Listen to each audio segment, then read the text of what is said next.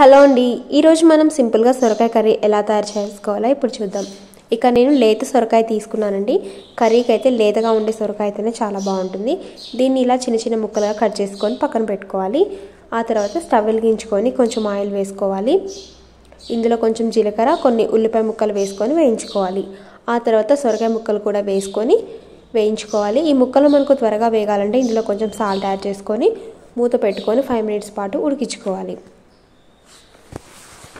ఈ కర్రీ మనకు అన్నంలోకైనా చపాతీలోకైనా చాలా బాగుంటుంది.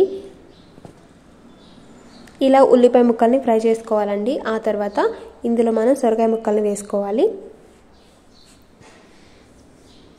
ఈ ముక్కలు మనకు త్వరగా మగ్గాలంటే ఇందులో కొంచెం సాల్ట్ యాడ్ చేసుకోవాలి. ఆ తర్వాత మూత పెట్టి ఒక 5 మినిట్స్ పాటు సిమ్లోనే ఉడికించుకోవాలి. సిమ్లో ఉడికిస్తేనే ముక్క మంచిగా ఉంటుందండి. ఆ తర్వాత మూత తీసి ఇందులో కొంచెం కొత్తిమీరని యాడ్ చేసుకోవాలి.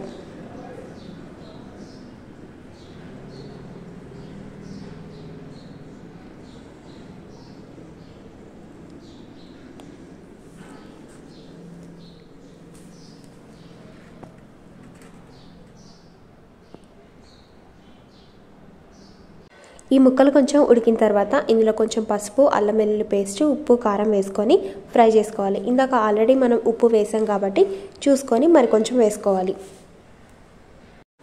ఈ మొత్తాన్ని బాగా మిక్స్ చేసుకోవాలి. ఆ తర్వాత ఇందులో కొంచెం వాటర్ని యాడ్ చేసుకోవాలి.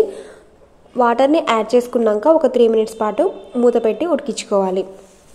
3 మినిట్స్ తర్వాత మూత తీసి ఇందులో కొంచెం నువ్వుల పొడిని యాడ్ చేసుకోవాలి. నువ్వుల పొడి వేయడం వల్ల కర్రీ చాలా టేస్టీగా ఉంటుంది.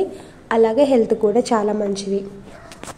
అంతేనండి, సింపుల్గా సొరకాయ కర్రీ రెడీ అయిపోతుంది. ఇది అన్నంలోకైనా చపాతీలోకైనా చాలా బాగుంటుంది. ముఖ్యంగా ఈ కర్రీ అన్నంలో కంటే చపాతీలోకే చాలా బాగుంటుంది.